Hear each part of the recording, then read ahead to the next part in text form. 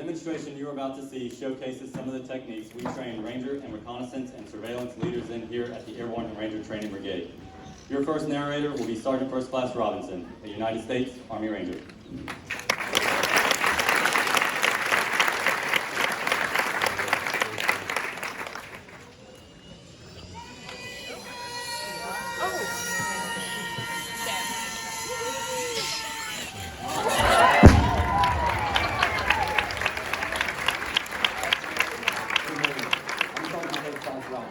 Instructor here at the Darby Phase Ranger School. I've served in various light and airborne infantry units, most recently as a platoon sergeant in the 101st Airborne. I'm currently assigned to Bravo Company, 4th Ranger Training Battalion. The history of the American Ranger is a long and colorful one, with a proud heritage which dates back some 400 years. During the American colonial period, Ranger techniques and methods of operation were inherent characteristics of our frontiersmen. As early as the 1700s, these frontiersmen, commonly referred to as Rangers, were patrolling our frontier from New England to the Carolinas in defense against the Indians. One of the most famous and successful of these early units were Rogers Rangers, established in 1756 by Major Robert Rogers. Presently, over 400 Ranger units have been formed by leaders such as Morgan, Merrill, and Darby. Their gallantry and success in combat is legendary. In World War II, Ranger battalions operated in the Mediterranean and the South Pacific, and they led the way under the beaches of Normandy. In the Korean conflict, volunteers were trained right here at Fort Benning and formed into 18 Ranger companies, 17 of which were airborne and 7 of which saw combat in the conflict, upholding the high Ranger standard for courage and daring. Airborne Ranger companies operated in the Republic of Vietnam, from the Delta to the DMZ, providing long-range reconnaissance and surveillance, the eyes and ears of the commanders in the field. In 1983, 1st and 2nd Ranger battalions led the way, conducting an airborne assault on the island of Grenada during Operation Urgent Fury. During that same period, the activation of the Ranger Regiment, the establishment of light divisions, and a renewed emphasis on mid to low intensity conflict increased the importance of Ranger training. The Army recognized the need for Ranger qualified individuals to provide leadership in units throughout the Army. The success of this initiative was evident in December of 1989 when elements of light, heavy, and special operations forces successfully accomplished their mission during Operation Just Cause. More recently, Ranger qualified leaders serving in various units proved vital in successful accomplishments of Operations Desert Storm, Uphold Democracy, Operation Enduring Freedom in Afghanistan, as well as Operation Iraqi Freedom. The Ranger course is 61 days in duration and is broken up into 3 phases, with each phase taking place at a separate geographical location, across terrain that varies from steep and rugged mountain peaks to coastal swamps. The Darby phase is 3 weeks in duration and is conducted here by the 4th Ranger Training Battalion, followed by 3 weeks in the Blue Ridge Mountains of Dahlonega, Georgia, conducted by the 5th Ranger Training Battalion. And finally, with 3 weeks in the coastal swamps of Florida located at Eglin Air Force Base, conducted by the 6th Ranger Training Battalion. The purpose of the Ranger course is to develop the leadership capabilities, confidence, competence, and combat functional skills of selected officer and non-commissioned officer volunteers, so that they, upon completion of the course, can return to their units with the ability to conduct Ranger-type training, thus increasing the lethality of the United States Army and giving all infantry units the ability to conduct Ranger-type missions. Ranger training is tough, realistic, rugged, and to a degree, hazardous. The Ranger student is taxed both physically and mentally during their 9 weeks of training. In summary, we feel that the Ranger course is the highest level of combat preparedness training that exists within the United States Army today. We will now showcase some of the tactics and techniques that Rangers are taught to use. I will now be followed by Sergeant First Class Gardner, a United States Army Ranger.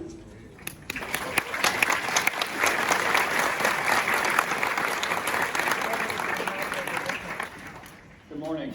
I'm Sergeant First Class Gardner, an instructor here at the Darby Phase Ranger School. I've served in various light and airborne infantry units, most recently as a platoon sergeant in the 10th Mountain Division. I'm currently assigned to Bravo Company, 4th Ranger Training Battalion. The first technique Rangers are trained in is demolitions. Extensive demolitions training enables a Ranger to attack and destroy a wide variety of objectives.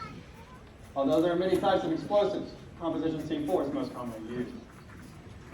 As you can see, it is a white plastic explosive that can be cut or molded into any shape. Due to its pliability, this explosive is used to create a variety of steel distributed charges. Charges such as the ribbon charge. The ribbon charge is used to cut any irregular shape or flat steel surface. And we have the shape charge. The shape charge is used to attack and destroy any hard surface objective, such as a road or a vehicle. It can be comprised of any cone-shaped material. The one we have here is made with a tin can, and the cone shape is made of C4. You'll notice all charges are dual prime for positive detonation. Last, we have the timber cutting charge. There are many ways to employ this charge. You can employ it as we have here, with a charge at the base of the tree, and a kicker charge placed further up the tree. You could also cut a notch into the tree and place C4 into the notch. Once again, placing a kicker charge further up the tree to ensure the direction of fall. Or you can completely encircle the tree with something similar to a ribbon charge. All charges are primed with modernized demolition igniters, what's commonly referred to as MDI. These MDI consist of either high-strength or low-strength plastic caps and various lengths of time fuse or shock tube. These blasting caps, time fuse, and detonation cords are used to create a variety of field expedient charges. Here we have a training board showcasing some of the firing systems that Rangers are trained to use. First, for the firing systems, we have the M81 igniter. The M81 igniter is used to initiate all standard military explosives. Next, we have the M14 time fuse. The M14 time fuse comes with high-strength plastic caps, is 7.5 feet in length with an approximate burn time of 5 minutes, and is used to detonate all standard military explosives.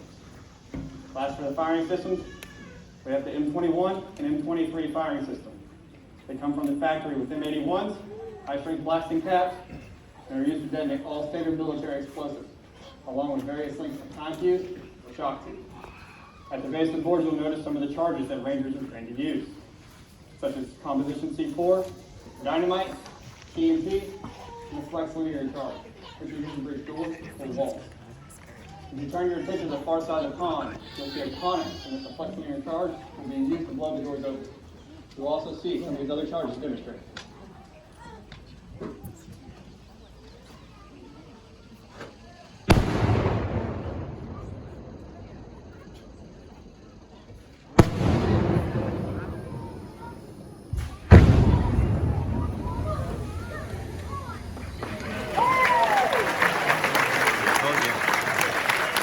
Somebody was underwater. We have the coordinates from our previous demonstration. The ribbon charge. You'll notice the smooth linear cut in the steel plate. For the shape charge, you'll notice a large hole that was punched through the steel plate. And when employed correctly, composition C4 can down any size tree. Now that you've seen some of the capabilities of composition C4, here's some more characteristics. Composition C4 is practically insensitive to shock or friction. So, needless to say, most likely it's not going to go off due to rough handling or small arms.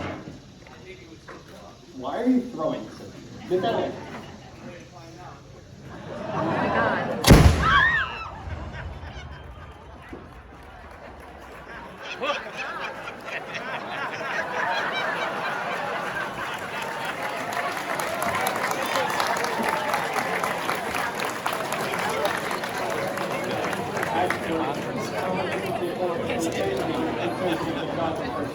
And 100% will not go off due to rough handling or small arms. Another technique Rangers are trained in is military mountaineering. I'll be followed by Sergeant First Class Cayetito, the United States Army Ranger.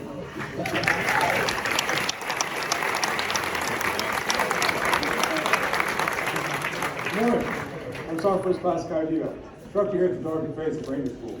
Chosen various Light and Airborne Infantry units, most recently as the Weapons Squad Leader in the 101st Airborne Division.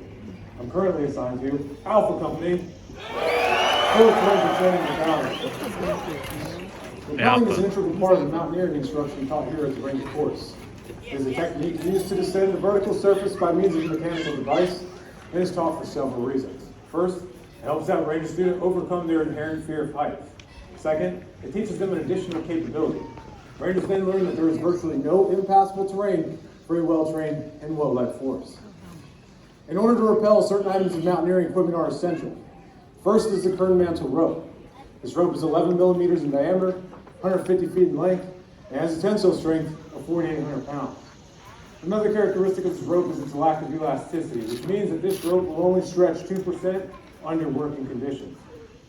Rangers are also trained in the use of the Army Mountaineering Kit, or the AMK. The AMK consists of a nylon harness assembly, a figure-8 descender which acts as a friction brake device, a locking snap link that has a tensile strength of 2,000 pounds. Also, heavy leather work gloves are worn to prevent the burning of hands. To descend, the ranger will face the rope with the anchor point to his left. He'll then form a bite with this rope and insert that bite through the large opening of the figure-8 descender, and then through the gate of the locking snap link, which he will then tighten. If the ranger has not already done so, he will don his heavy leather work gloves. To descend, the ranger will face the anchor point and merely walk backwards down the cliff. If at any point during his descent the ranger has a desire to stop, he'll simply tighten the grip of his right hand. His right hand acts as his brake hand, supports his weight, as well as controls his rate of descent. His left hand is merely a balancing or a stabilizing aid. To continue with his descent, the ranger will loosen the grip of his right hand from the rope and then proceed with his rappel. In many cases, it may become necessary to haul personnel and equipment up a vertical surface. For this purpose, rangers are trained in the use of the vertical haul line. Vertical haul line consists of a large heavy A-frame that is constructed and lashed together at the top of the cliff, with sufficient climbing rope to reach the bottom. The ends of the rope run through a pulley or a snap link that is attached to the apex of the frame and are tied together, creating what is known as an endless rope. At opposite extremes, each endless rope is tied to two butterfly knots. The first ranger will engage his snap link device with the first butterfly knot. As the rangers pull down on the endless rope, the next butterfly knot moves to the bottom, where the next ranger can then repeat this same process. Another type of rappel which rangers are taught is the Australian rappel. In this type of rappel, the ranger faces in the direction in which he is descending. His left hand acts as his brake hand, thus freeing his right hand up to fire his weapon should it become necessary to do so during his descent. In the event that a soldier is slightly wounded, rangers are taught multiple casualty evacuation techniques. One of these techniques is the buddy rappel. The casualty is secured to the ranger by means of a nylon runner and snap link to the ranger's own snap link. The casualty rides in front of and across the lap of that ranger. If at any point during the descent the casualty requires any medical attention, the ranger can simply brake and apply it. Once life-saving aid has been given, the ranger can then proceed with his rappel. You recall hearing the commands on rappel before descending and off rappel after touching down. Keep on rappel while the ranger getting ready to begin his descent, and for others below to look out for any falling rocks or debris. The term off rappel means that the ranger has touched down, cleared his rope, and then the next ranger can then repeat the same process. Another type of insertion technique that rangers are taught is the fast rope insertion extraction system, commonly referred to as fries. The fry system consists of a 2-in-1 type-rated nylon rope that is attached to a modified H-frame on an aircraft. In a moment, you'll observe an aircraft approaching the demonstration area. This aircraft is a UH-60 Black Hawk helicopter with an allowable cargo load of 13 combat-equipped Rangers. Today, you'll observe a recon team fast rope into a concealed position on the far shore. First action observes the aircraft commander stabilize the aircraft over the target area, and then they will pop the rope, and the Rangers will then begin the insertion. Ladies and gentlemen, please direct your attention to the inserted area on the far shore.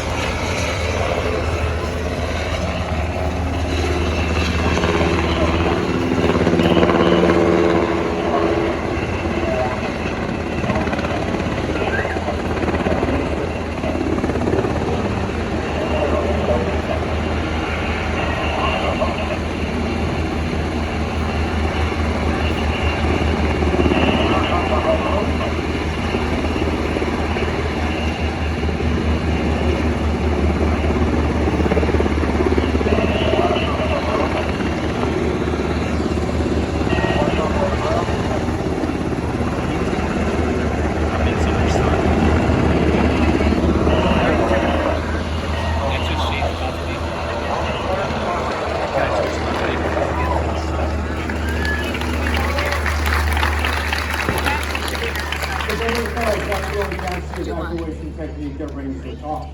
Extraction by hoist is a technique used to extract the casualty by means of the Skedco and the helicopter. As you can see on the demo Skedco to your front, to prepare the casualty for the extraction, the casualty is packaged into the Skedco with sufficient rope routed through the exterior holes which are joined into the top of the casualty by means of a snap link device. When the aircraft arrives, the first action you'll observe is the aircraft commander stabilizing the aircraft over the target area. Once over the target area, combat medic will be now lowered to the team on the ground. The team on the ground provides security of the pickup site and prepares to assist the medic with the extraction of the casualty. Once the medic has completed his assessment of the casualty, he will hook up the winch cable from the aircraft to the SCEDCO and then signal to the aircraft commander.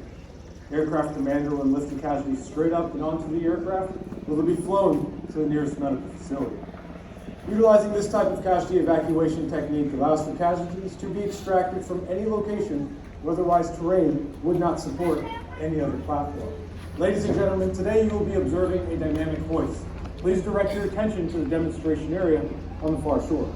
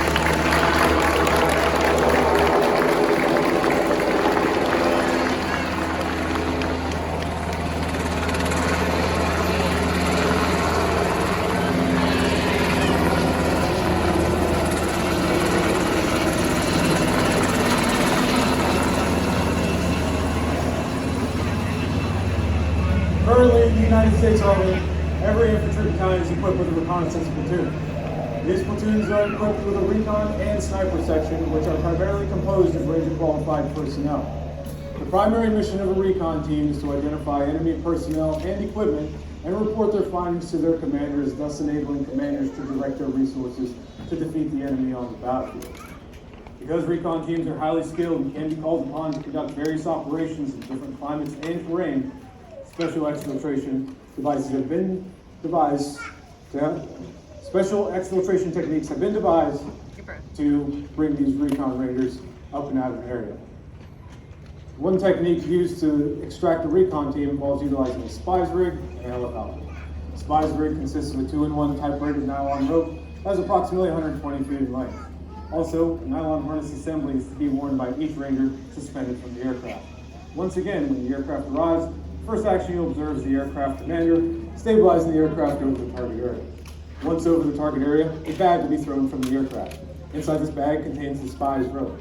The team on the ground will then hook up their nylon harness assembly to the spies rope and then signal to the aircraft commander.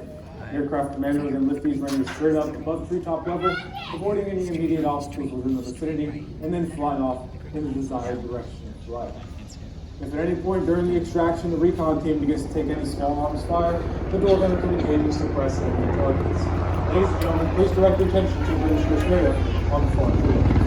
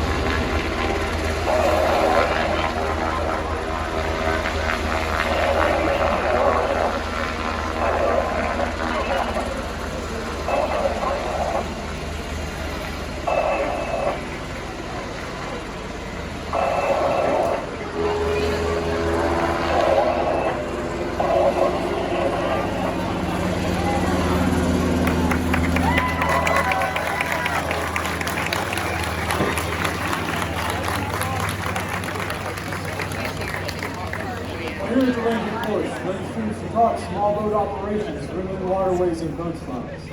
These boats come in a variety of sizes, such as the F-47 approaching from your front left. This boat is capable of carrying 10 fully combat-equipped Rangers. You will notice that as these Rangers disembark from the boat, that they are moving in a squad column fire team wedge. This is the most common movement formation in the United States Army. It provides 360-degree security at all times and equally distributes personnel, weapons, and equipment. You'll also notice that the squad leader centrally locates himself within the center of his formation in order to best maintain command and control of his squad. Ladies and gentlemen, please give a round of applause for Light Infantry Squadron leadership.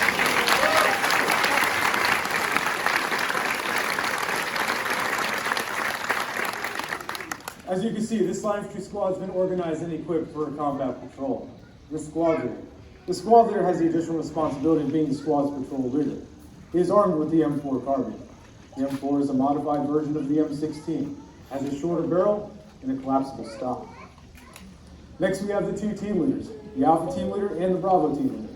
The Alpha team leader has the additional responsibility of frontal security, route selection, and land navigation.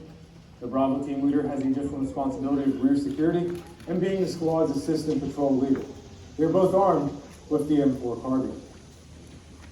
Next, we have the automatic rifleman. One of the automatic riflemen is equipped with the M249 squad automatic weapon, commonly referred to as the SAW. The SAW is a belt or magazine-fed automatic weapon that fires primarily out of a drum of 200 rounds, but can fire out of magazines in emergency situations. The other automatic rifleman is equipped with the XM250. The XM250 is the Army's future replacement for the M249 SAW. It is a belt or magazine-fed automatic weapon that weighs 12 pounds unloaded and is chambered in 6.8 millimeters. Next, we have the Grenadiers. The Grenadiers are equipped with the M320 grenade launcher.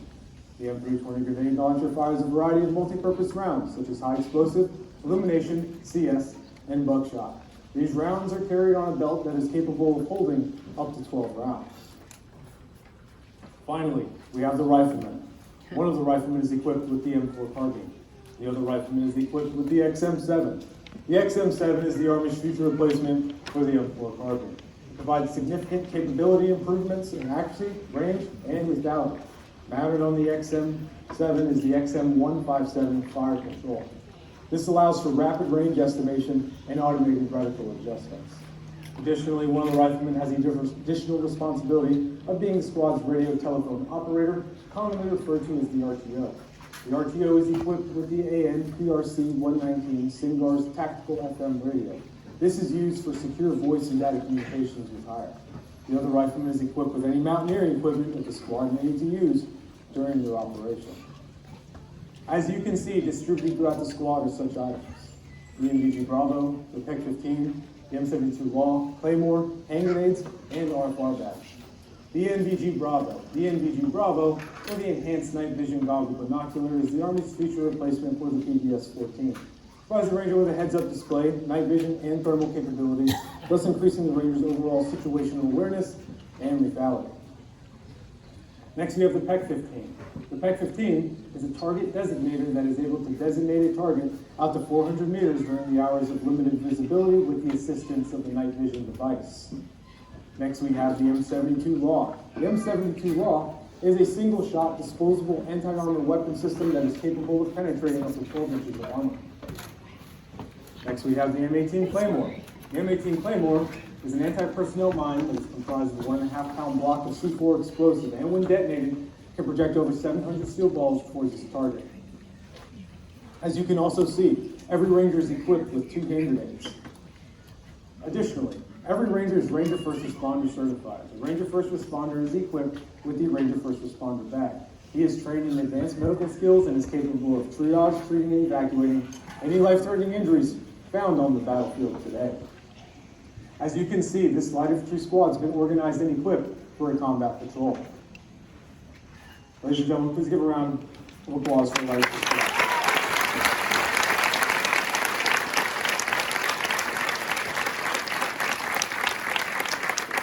Throughout the Ranger course, the Ranger students are required to complete a series of confidence tests. One of these tests, which was demonstrated earlier, is the suspension traverse. Additionally, is also a requirement that prior to any Ranger student attempting any of these competence tests is to be first demonstrated by a Ranger qualified instructor. Today, Technical Sergeant Cook will be conducting the log walk rope drop. This consists of climbing the vertical ladder, walking across the horizontal beam, negotiating the step obstacle in the center, and then once on the far side, while utilizing a series of monkey or commando crawl, make his way to the Ranger tag and request permission to drop some 40 feet into the water. Let's go, hurry up!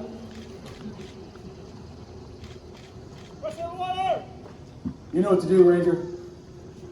Ranger! Graduating class, do we think another one? Ranger! Drop, Ranger.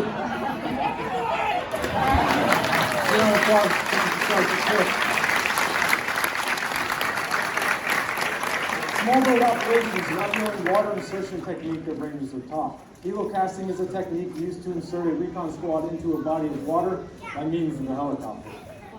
Today, you'll observe a recon team being helo casted into the pond. The first action you'll observe is the aircraft commander flying 10 feet at 10 knots. Once he's over the target area, the first recon team will drop their poncho rafts into the water and then exit the aircraft from opposite sides. The second recon team will then repeat this same process. To construct a poncho raft, the two Ranger team will lay out their standard issue poncho and place their rucksack and any special equipment inside. Additionally, every item inside that poncho raft is to be waterproof to aid in the flotation of the raft. As the Rangers swim to shore, one Ranger will pull the poncho raft while the other will help guide it from the rear. During their swim to shore, if they encounter any enemy, the door gunner on the aircraft can engage and suppress enemy targets while utilizing his M240 Bravo machine gun, which is mounted onto the aircraft. Once the Rangers make it to shore, they'll dismantle the poncho raft, place their weapon into operation, and then get ready to conduct their Ranger mission. Ladies and gentlemen, please go ahead and direct your attention to the pond.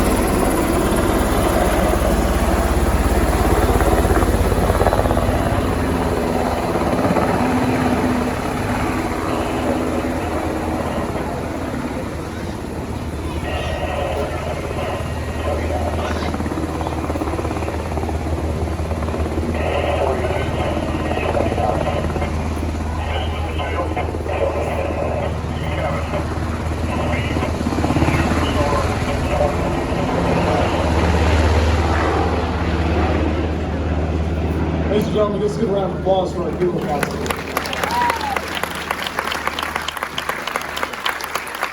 Another capability which Rangers are taught is hand-to-hand combat. Your next narrator is going to be Sergeant First Class 2 in the United States Army Rangers.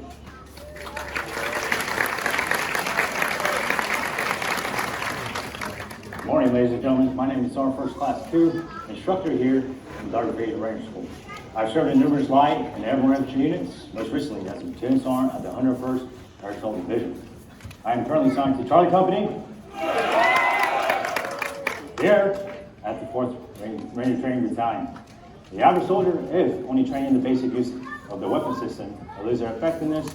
The weapon should fail to fire, to lose, or break it. However, the knowledge and the confidence of hand-to-hand combat, Rangers are able to attack and then defeat their opponent.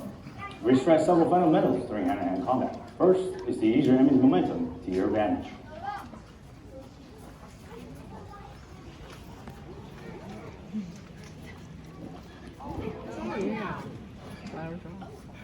You'll notice my demonstrator did not attempt to match the enemy's strength, but simply uses momentum to set him in motion. It is often that during the fight will end up on the ground. In order to defeat this form of attack, our Rangers are trained in grappling techniques of jiu-jitsu. You'll notice my demonstrator is on the top or the mounted position. From this position, he's able to deliver various strikes using his fists or elbows, apply arm bars, and even chokes, such as a cross-colored choke. And now you'll notice my demonstrator is on the bottom. Though he's on the bottom, he's still a dominant fighter. He uses his legs to control the distance between him and his opponent, and also from this position to deliver strikes, apply chokes, and even arm bars.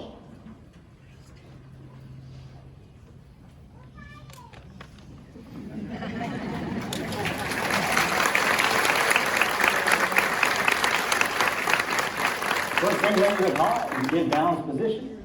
You'll notice this is nothing more than a modified boxer crouch position with their weight evenly distributed over their feet, their hand held high to protect their face, and to deliver a sharp disabling blow.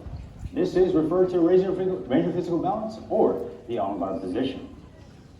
The other capabilities Rangers have are various ranges for hand-to-hand combat. First is the projectile range.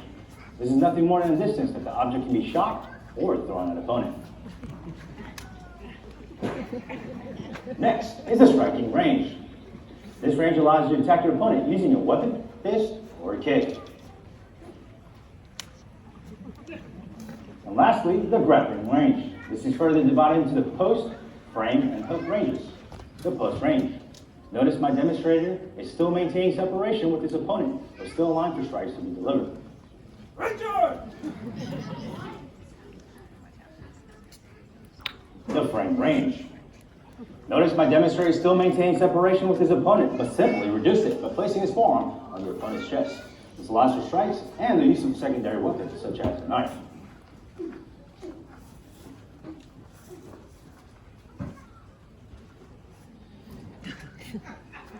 Notice now my demonstrator has completely closed distance with his opponent. This is referred to as head-to-head control and allows for more decisive strikes.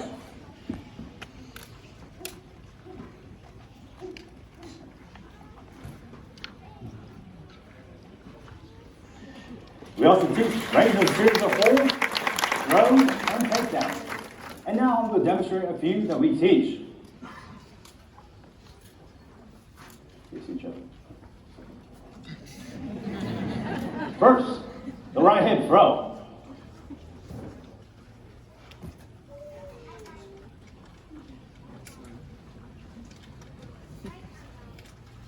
Next, the double leg takedown.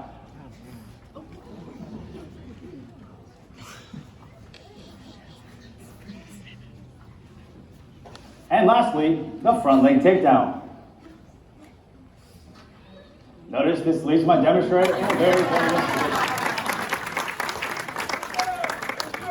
Ladies and gentlemen, as you observe the far side of the pond, you'll notice the boats maneuvering in the water, reminiscent of the coastal waters in the Florida phase of Ranger School. This simulates a near-peer contested little zone where rapid deployment and amphibious infiltrations are critical. And today, you'll observe the first-hand skill, lethality, and precision of the United States Army Ranger. The mission for today is to secure a foothold along the shoreline, disrupt enemy movement, display tactical proficiency under fire. Company's course of action is deliberate, infiltrate, gain and maintain fire superiority, and exfil under concealment. Our squad's demonstration for today is a movement to contact. A movement to contact is a deliberate operation designed to gain and regain contact with the enemy forces. Our Rangers are trained to maintain situational awareness and move from the maneuver to engagement area. Both squad leader when during contact, squad leader and the RTO, also known as the radio development operator, will execute battle drills, coordinate with adjacent units to obtain fire suppression. Ladies and gentlemen, now you will notice Sergeant First Class Jesse is in the car. Take the squad to establish the base of fire to gain suppression.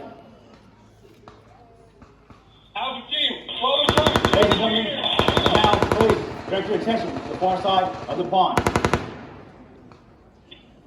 Dude, I think I want some.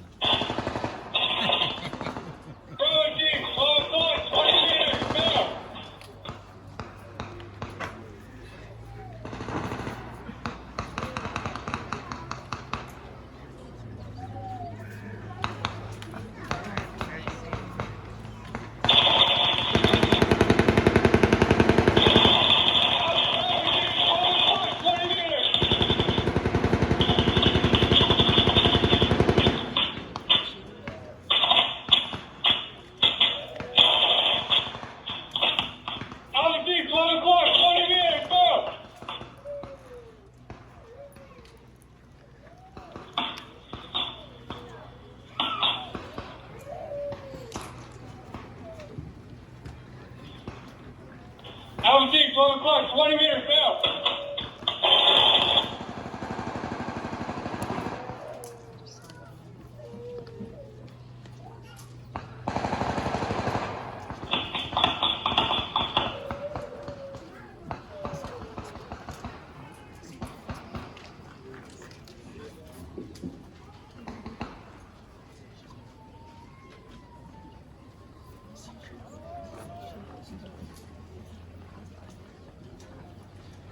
Upon the destruction of the enemy forces, the squad leader consolidates all critical information and consolidates his squad.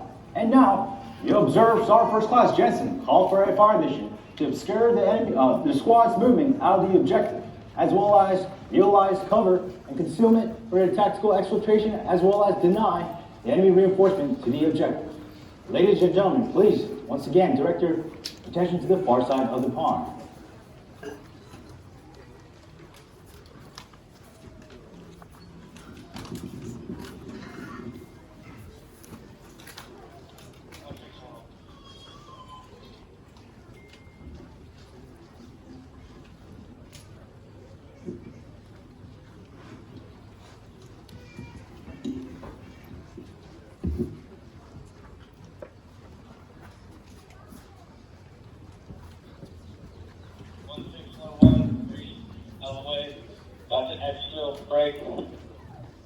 Request immediate suppression on target number Alpha Bravo 5002. How copy over?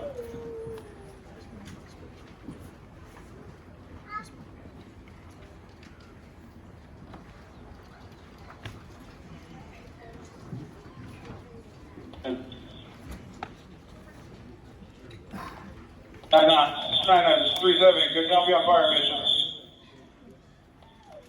3799. Good copy. Excellent, back to the boat. Time out. 99, this is 37. Round up.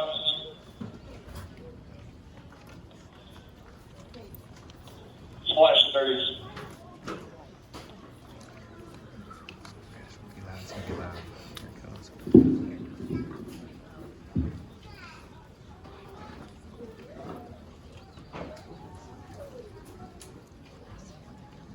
They called in a fire mission. And artillery.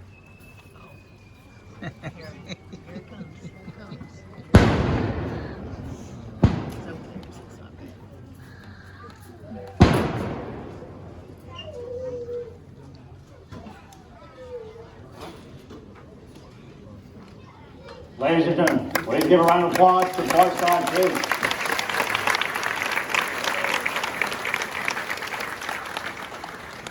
As we transition back to the near side, hand-to-hand combat, Rangers are trained to operate in any environment. For example, the urban environment that is filled with tight corners and spaces where the enemy can attack from any direction. In the event the enemy attacks, attempts to hold the Ranger's weapon, the Ranger must react quickly and create space to neutralize the threat using his primary or secondary weapon. Imagine a Ranger patrolling down a narrow alleyway when an enemy combatant attacks, attempts to hold his weapon.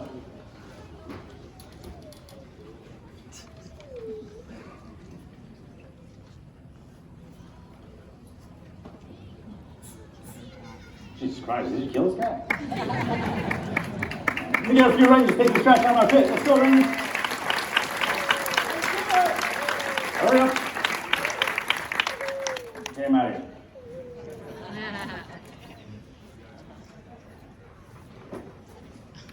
Ladies and gentlemen, round of applause once again.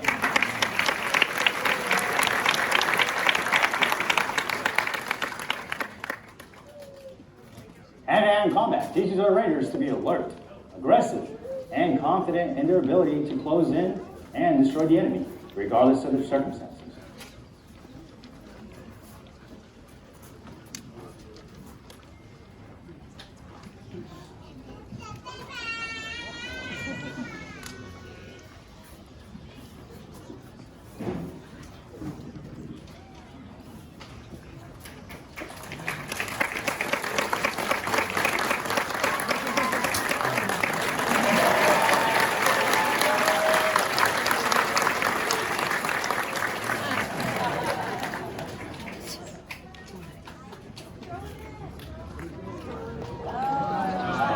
Part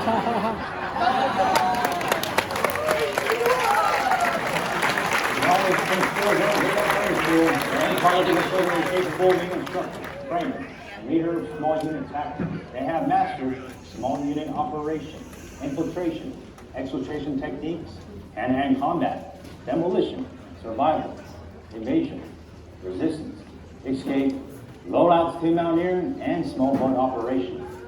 The epitome of the infantry, the finest soldiers in the world. As you see in today's demonstration, a ranger can appear from any place at any time.